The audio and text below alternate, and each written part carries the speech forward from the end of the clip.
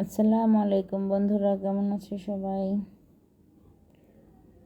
Video করার মতো আসলে মন মানসিকতা একদমই নেই। এডিট করা, ভয়েস দেওয়া একদমই ভালো লাগছে না। আজকে দেখলাম ড্যাশবোর্ডে গিয়ে পেজের অবস্থাটা খুবই খারাপ, একদমই সব কিছু ডাউন হয়ে আছে। তাই ভাবলাম একটু একটু যা ভিডিও করা ছিল ওগুলো নিয়ে আজকে একটা ব্লগ বানিয়ে ফেলি। জানি না তোমাদের কতটুকু ভালো লাগবে, কারণ এলোমেলো সব ব্লগ। যখন একটু করতে ইচ্ছে করতো করতাম, আবার ইচ্ছে করতো না করতাম না, এরকম করেই কটা দিন কাটছে। শরীর মন ভীষণ ক্লান্ত।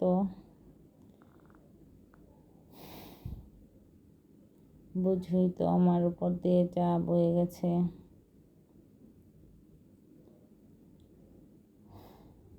তবু আল্লাহর রহমতে সামলে ওঠার চেষ্টা করছি।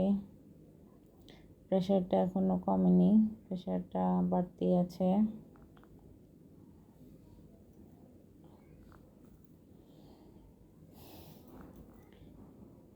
পেজটাকে একটু সতেজ করার জন্যই আজকে আবার আসলাম। কি ভয়েস দেব বুঝতে পারছি না। রান্নাগুলাও সব এলোমেলো। আসলে কোনো দিনই পুরোপুরি কোনো রান্নায় ভিডিও করিনি। যখন একটু মনে হতো করি তখন করতাম, আবার ভুলেও যেতাম। এভাবে কয়দিন চলছে।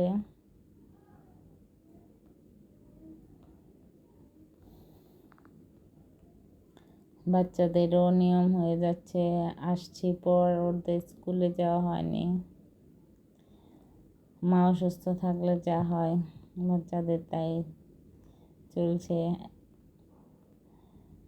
আনাহিত একটু বোঝে, ও নিজেরটা নিজে কিছুটা করতে পারে, কিন্তু বাকি তিনটা তো পুরোপুরি আমার উপর নির্ভরশীল। একটাকেও স্কুলে নিয়ে যেতে পারছি না।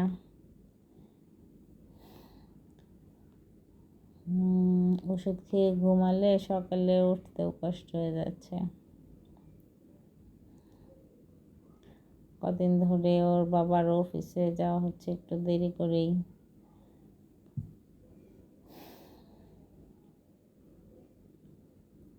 তবু সব কিছু মিলে আলহামদুলিল্লাহ সময়গুলো কাটিয়ে উঠতে পারছি।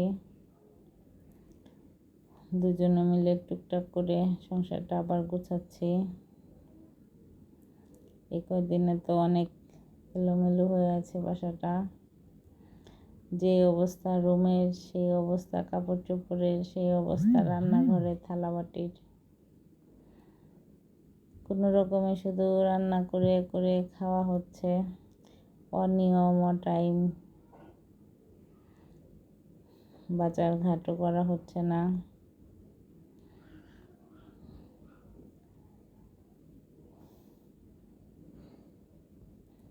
ঘরে যা ছিল চালিয়ে নিচ্ছি, কারণ বাজার করে রান্না করতে ইচ্ছে করবে না, বাজারগুলা নষ্ট হবে।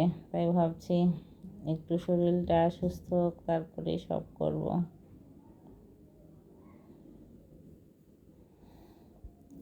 কিছু বাজার ছিল ঈদের আগের, দেখলাম নষ্ট হয়নি, ওইগুলা দিয়ে কিছুটা চালাচ্ছি।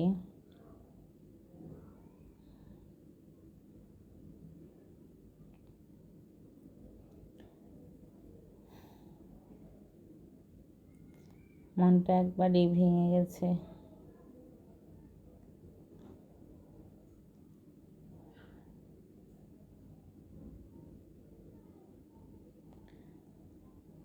শুধু মার কথা মনে পড়ে, মাকে কয়টা দিন আর কাছে পেলাম।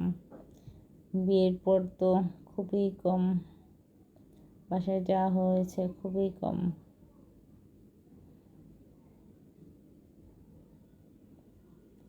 এখন এটাই ভাবি, আরও কেন মার কাছে থাকলাম না, আরও কেন মাকে সময় দিলাম না।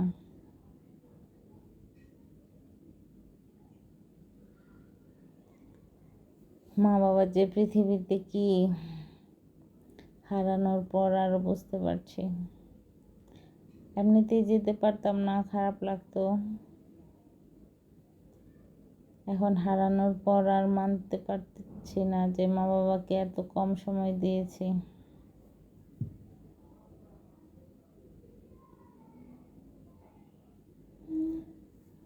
তোমাদের যাদের মা বাবা আছে, সৌভাগ্যবান যারা আছো, মা বাবাকে সময় দিও। মা বাবার ছোট ছোট শখগুলা পূরণ করো। মা বাবার স্নেহের হাত আর কোনো দিন মাথায় পড়বে না। কষ্ট পেলে কোনো দিন আর মা বাবা বলবে না, কষ্ট সবসময় থাকে না। একদিন সব ঠিক হয়ে যাবে। মনের সান্ত্বনাগুলো আর কেউ দিবে না, মা বাবা যেভাবে দিত। আমার মা বাবা অনেক ভালো মানুষ ছিলেন, খুব সহজ সরল।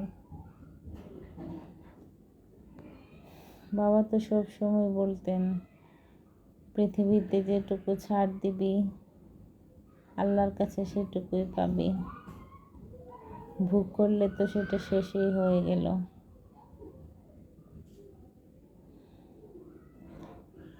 এভাবেই জীবনটাকে দেখতেন বাবা।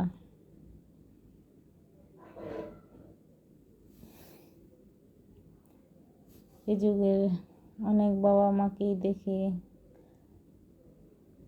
অন্যরকম, কোনো ছাড় দিতে চান না, নিজের মতো করে সব কিছু করতে চান, অন্যের ভালোটাও বুঝতে চান না। কিন্তু আমার বাবা ছিলেন সম্পূর্ণ অন্যরকম। বলতেন, তোরা ভালো থাকলে আমাদের আর কি চাওয়া।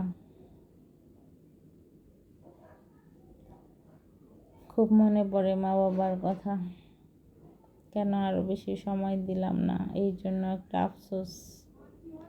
এই আফসোসটা আমার সারা জীবন থাকবে। আমার মা মারা যাওয়ার সময় আমার ছেলে দুটোকে দেখতে পারেননি। ছেলে দুটো আমার কাছে ছিল না। বড় হলে জানি না ওরা এটা বুঝবে কিনা, এখন তো ছোট্ট, বোঝে না। বড় মেয়েটাও আসছিল, শেষটা রাত ছিল নানু বাড়িতে।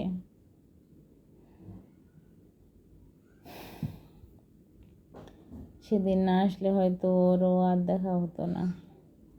এই কষ্টগুলো আমাকে সারা জীবন কাঁদাবে।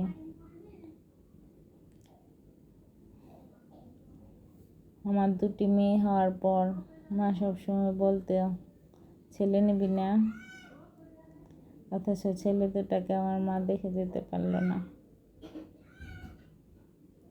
কিছু কিছু কষ্ট আছে, আসলে মুছে না, সারা জীবন থেকে যায়।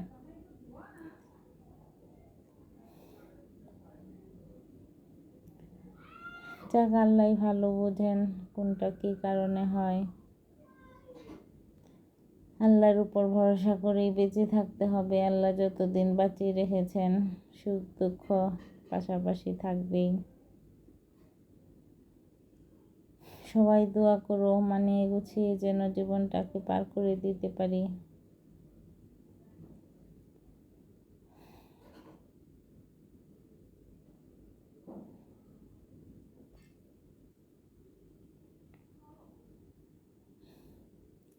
কি ব্লগিং করব, ভয়েস দিতে এসেও দেখো নিজের উল্টাপাল্টা কথাগুলোই বলে যাচ্ছি।